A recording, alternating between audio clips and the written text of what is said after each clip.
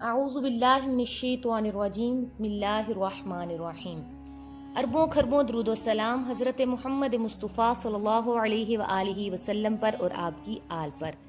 The knowledge factory کے ساتھیوں، السلام علیکم ورحمۃ اللہ وبرکاتہ۔ ناظرین کرام، آج ہم ایک گمنام ہیرو کے متعلق بات کریں گے، لیکن ویڈیو شروع ہونے سے پہلے آپ میں آنے والے معزز ساتھیوں سے گزارش ہے کہ ہمارا چینل سبسکرائب کریں، ساتھ ہی بیل آئیکن کو پریس کریں تاکہ آنے والی ہر نئی علمی اور دلچسپ ویڈیو آپ تک بآسانی پہنچ سکے۔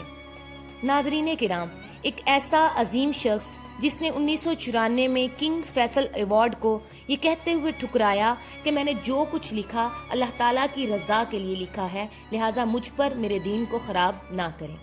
ایک ایسا عظیم شخص جس نے فرانس کی نیشنلٹی کو یہ کہتے ہوئے ٹھکرا دیا کہ مجھے اپنی مٹی اور اپنے وطن سے محبت ہے۔ ایک ایسا عظیم شخص جس کے ہاتھ پہ 40,000 غیر مسلموں نے کلمہ طیبہ پڑھا۔ ایک ایسا عظیم شخص جو 22 زبانوں کا ماہر تھا اور 84 سال کی عمر میں آخری زبان تھائی سیکھ لی تھی۔ ایک ایسا عظیم شخص جس نے مختلف زبانوں میں 450 کتابیں اور 937 علمی مقالے لکھے۔ ایک ایسا عظیم شخص جو اس قدر علمی مقام رکھنے کے باوجود اپنے برتن اور کپڑے خود دھوتا تھا۔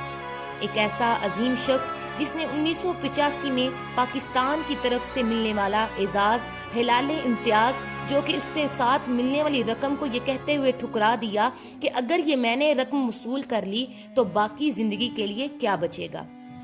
ایک ایسا عظیم شخص جس نے حدیث کی اولین کتاب جو 58 ہجری میں لکھی گئی تھی، جسے صحیفہ حمام بن منبع کہا جاتا ہے، اس عظیم حدیثی و تاریخی دستاویز کو انہوں نے 1300 سال بعد جرمنی میں برلن لائبریری سے دریافت کیا اور تحقیق کے بعد شائع کرایا۔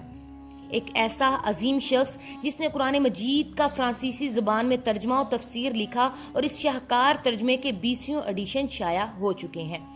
ایک ایسا عظیم شخص جس نے تعارف اسلام کے نام سے ایک شاہکار کتاب لکھی، جس کتاب کی دنیا میں 22 زبانوں میں ترجمے ہو چکے ہیں۔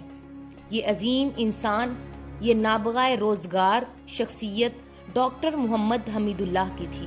آپ 1908 میں حیدرآباد دکن میں پیدا ہوئے۔ آپ نے 1933 میں جرمنی کیوبین یونیورسٹی سے ڈاکٹریٹ کی ڈگری حاصل کی اور اس کے بعد وہیں عربی اور اردو کے استاد مقرر ہوئے۔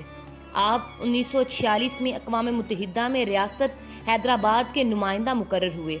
1948 میں سقوط حیدرآباد اور انڈیا سے ریاست کے جبری الحاق پہ سخت دل برداشتہ ہوئے جلاوطنی کی زندگی اختیار کی اور جلاوطنی کے دوران حیدرآباد لبریشن سوسائٹی کے نام سے ایک تنظیم بھی بنائی۔ 1950 میں پاکستان کا پہلا قانونی مسودہ بن رہا تھا تو آپ سے رابطہ کیا گیا، آپ پاکستان تشریف لائے۔